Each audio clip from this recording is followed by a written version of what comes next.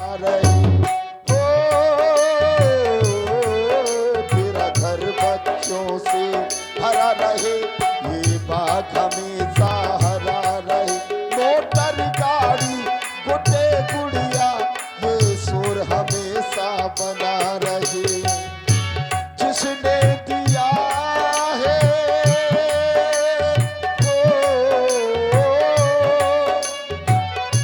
जिसने दिया है उसी को मिला है।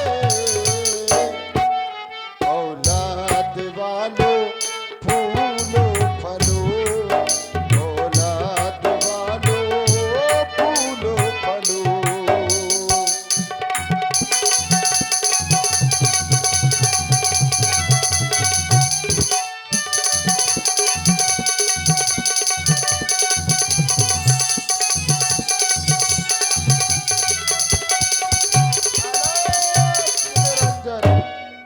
हे देवी, आपके आश्रम को देख करके मन मान गया, बड़ी जोर से भूख लगी, कुछ भोजन मिल जाता भूख शांत हो जाती। हे माता मुझको भिक्षा दे, मर्तबा रहे आला तेरा, भगवान तुझे जीता रखे, रहे मर्तबा आला तेरा। अवश्य महात्मा। माता तू दूधो पूतो फल, माता तू दूधो पूतो फल, और दिन पर दिन बड़भागिन हो, भूखे को थोड़ा भोजन दो, माता तू अतल सुहागन हो। अवश्य महात्मन, आप सर्वप्रथम तो मेरा प्रणाम स्वीकार करें। कल्याण मस्तु। अहो भाग्य हमारा जो आप यहाँ पर आए। आप कह रहे हैं मुझे बहुत जोर से क्षुधा सता रही है, भूख लगी है, तो मैं जा रही हूँ, कुटिया के अंदर कुछ फल रखे हैं, यदि आपकी आज्ञा हो तो मैं उन फलों को आपके समीप में लाऊं। हाँ हाँ बिल्कुल, कुछ फलों से मेरी भूख शांत हो जाएगी, आप ले आइए। लाओ माता, लाओ लाओ देवी, लाओ लाओ। ओह, ये छोटा तपस्वी गया तो गया, लेकिन अपनी माया का जाल बिछा करके गया है। ये लक्ष्मण की वैराग्य रेखा, अगर मैंने ध्यान न दिया होता तो जल करके नष्ट हो जाता। अलख निरंजन देवी। कहे महात्मन। हम महात्माओं का एक नियम है, कौन सा? जिस घर में केवल नारी होती है, कोई पुरुष नहीं होता, उस घर में संत को प्रवेश नहीं करना चाहिए।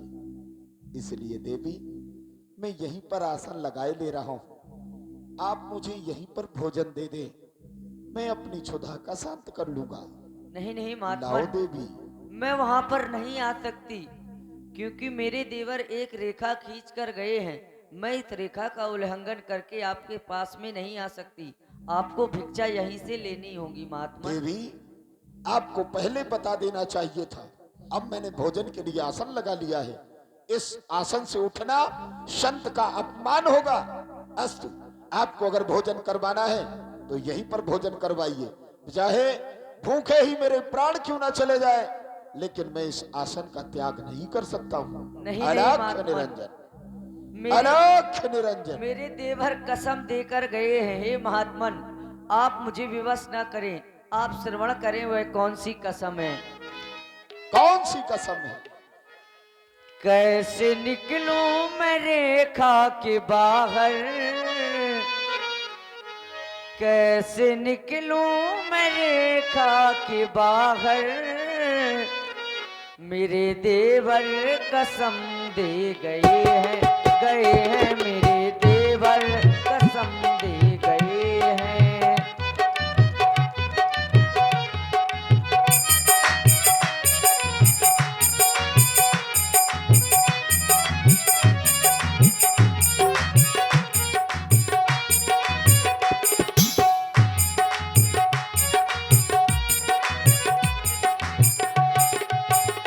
कैसे निकलूं मैं रेखा के बाहर, कैसे निकलूं मैं रेखा के बाहर, मेरे देवर कसम दे गए हैं मेरे देवर कसम दे गए हैं।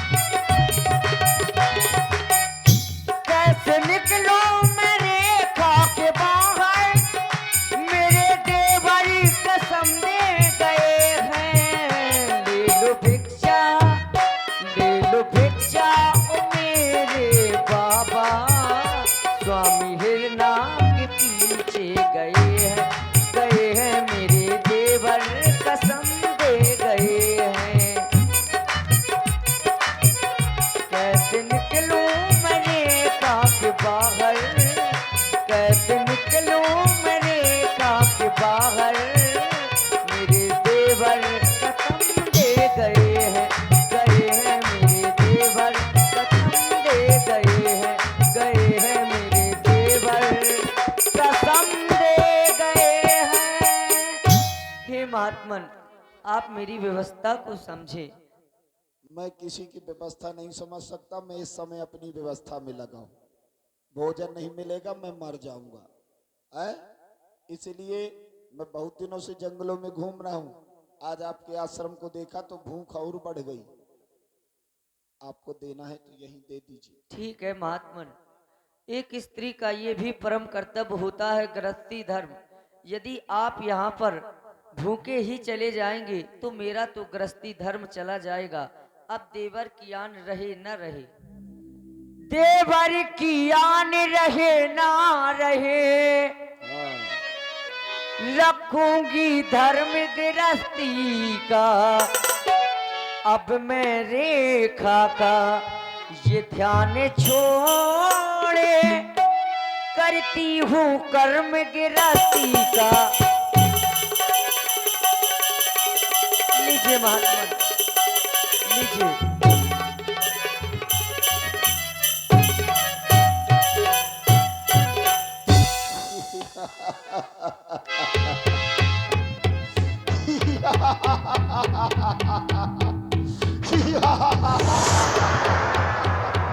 सीते, सीते, क्या हुआ? क्या हुआ? लीजिए आप इन फलों को खाइए महात्मन। इन फलों से मेरी भूख शांत नहीं होगी सीते।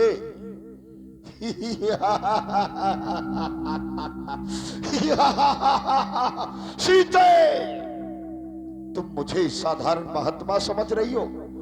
इन फलों से मेरा कुछ नहीं होगा। अरे दुष्ट, तूने ये क्या कर दिया? फलों को फेंक दिया? तू साधु के भेष में कौन है?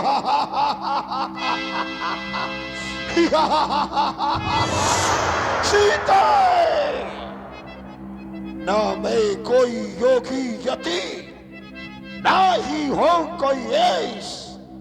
देख तेरे सामने ये खड़ा 20 भुजा 10 सीते। तब रावण निज रूप दिखावा, भई सभे जब नाम सुनावा। सीते हो सावधान, सावधान हो जा। अब तू रावण के पंजे में है। मैं लंका का राजा हूं। तू अब रावण के कब्जे में है। ये सोना चाहिए, सोना।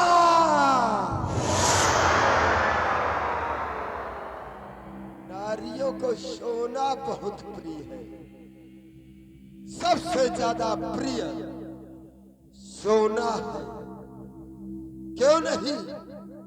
चल, मैं तुझे सोना ही सोना दूंगा। कहाँ? लंका में। अरे नहीं। अरे हाँ, मेरी लंका सोने की। जिस पात्र में तू भोजन करेगी, वो पात्र भी मैं सोने का दूंगा। अरे पापी, तू अभी मुझे जानता नहीं। कहीं मेरे देवर और स्वामी आ गए तो तेरी वो दुर्गति करेंगे कि तू स्वयं नहीं सोच सकता। तेरे ज्ञान में ये काहे का पर्दा पड़ा है? क्या तुझे दिखाई नहीं देता कि तेरे सामने ये कौन खड़ा है? होकर पिंजरे में बंद अभी भी कह रही है कि मेरे देवर और स्वामी आ जाए। उनकी याद सताती है।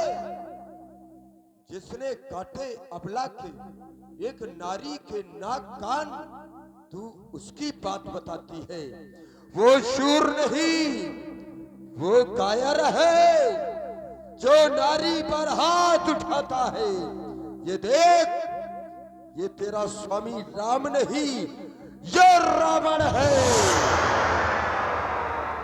जो माया से तुझे ले जाता है। तूने मुझे भिखारी बाबा समझ लिया था, एक साधारण महात्मा समझ लिया था। सोने के मृग को चाह रही तो चल, सोने की नगरी दिखलाऊंगा। मैं भिक्षा नहीं, आज मैं अब तुझ भिक्षा वाली को ले जाऊंगा।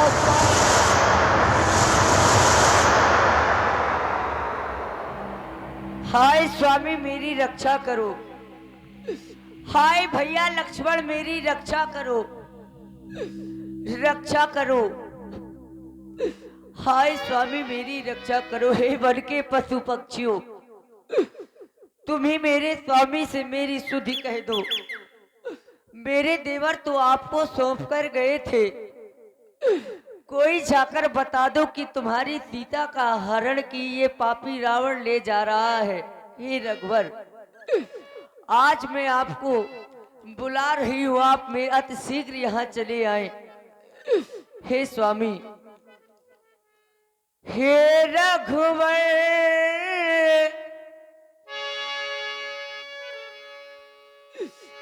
हे रघुवर, बुलाऊं तुझे मैं, आज भरते सिया के नयन।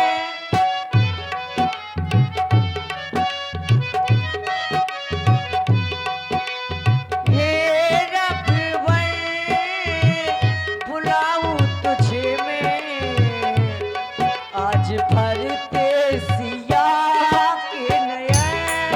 हो आज भरते सिया के नयन। हाय स्वामी,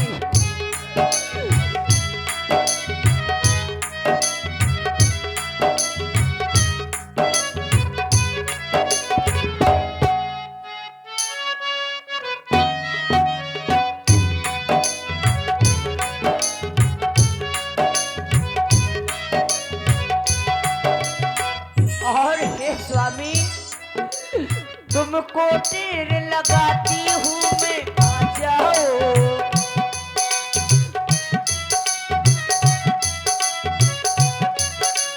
तुमको टेर लगाती हूँ मैं, आ जाओ। आकर प्रभु मेरी लाज बचा जाओ, आ जाओ।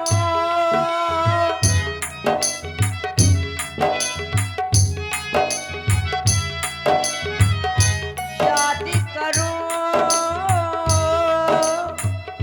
मुझको दिए थे मिथिला में जो तुमने बचाए।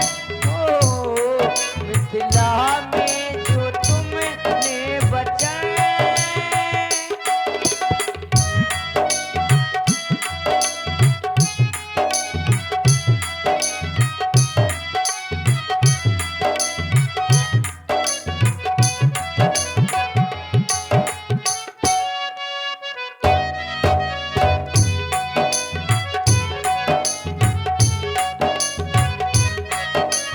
और हे स्वामी, आज मैं आपकी इस वेदना को कैसे सहन कर रही हो, ये पापी मुझको ले जा रहा है।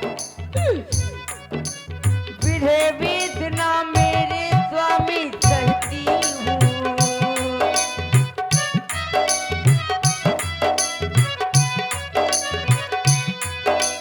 विधे वेदना मेरे स्वामी सहती हूँ। रो रो के मैं आज आपसे कहती हूँ, आ जाओ शादी करो। मुझको दिए थे मिथिला में जो तुमने बचाए। ओ मिथिला में जो तुमने बचाए। हे रघुवर, बुलाऊं तुझे मैं, आज भरते सिया के नयन। ओ आज हाय स्वामी, हाय भैया लक्ष्मण मेरी रक्षा करो। हे वन के पशु पक्षियों, तुम ही मेरे स्वामी से मेरी सुधि बता दो। रक्षा करो, रक्षा करो। ये मुझे कौन ललकार रहा है? कौन कह रहा है कि रावण सावधान? क्या ये मैनाक पर्वत है? गीधराज सुनी आरत बानी, रघुकुल तिलक नारी पहचानी। गीधराज ये जटायु है? ओह, तो फिर आज मम कर तीरथ छाड़ी देहा। आज मेरे भुजा रूपी तीर्थ में अपने प्राणों का त्याग करेगा। सावधान हो जा, सावधान, सावधान।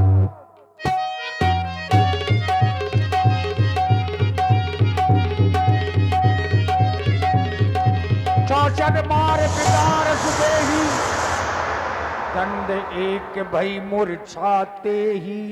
महाराज रावण को मूर्छित कर दिया, लेकिन खिसिया कर के उठे। अरे मूर्छित ऐसे हो गए, हमने सोचा था ये साधारण पक्षी है और इस पर हम किसी भी प्रकार का अस्त्र और शस्त्र का प्रहार न करें, क्योंकि ये वीरोचित कार्य नहीं। लेकिन इसका दुस्साहस तो देखो, अपने चोचों के प्रहार से इसने मुझे मूर्छित कर दिया और सीता को भी मुझसे छीन लिया। मैं इसको ऐसा दंड दूंगा जिसकी कल्पना इसने जीवन में न की होगी। सावधान, सावधान, सावधान।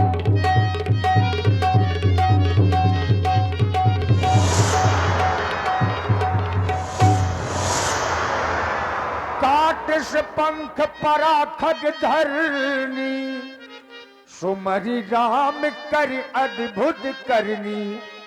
सीता ही जान चढ़ाए बहोरी, चला उतायल त्रास न थोरी। ये क्या? जैसे ही मेरा रथ लंका की ओर मुड़ा, अकस्मात मेरे रथ की गति रुक गई। जो मन की गति से चलने वाला ये मेरा रथ अकस्मात क्यों रुक गया?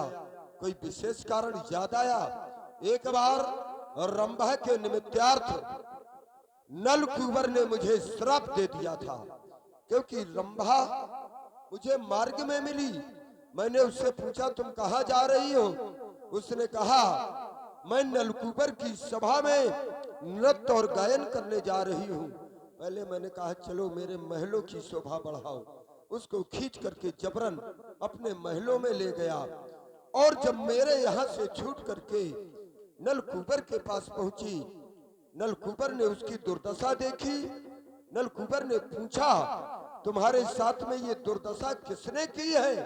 रंभा ने कहा ये दुर्दशा तो रावण ने की है।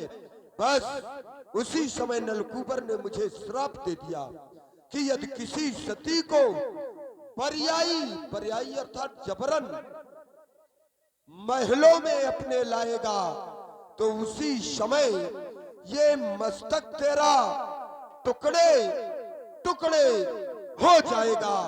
बस आज कारण यही है, इसलिए सीता को मैं महलों में ना रख करके अपनी जो सबसे प्रिय वाटिका है अशोक वाटिका में रखूंगा। खोलो अशोक वाटिका का फाटक। ओह यही तो है, देखो ना। चलो तुम श्रमित तो हो गई हो, बैठो और विश्राम करो, क्योंकि बहुत रोती रही हो, बिलखती रही हो अपने स्वामी की याद में। बैठो।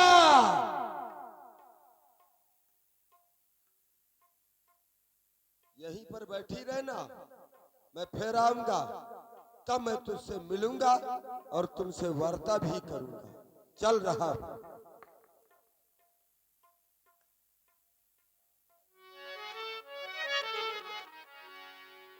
यही विधि सीत ही सो ले गयऊ, बन अशोक महराखत भयऊ। अशोक वन में अशोक वृक्ष के नीचे सीता जी को विश्राम दिया।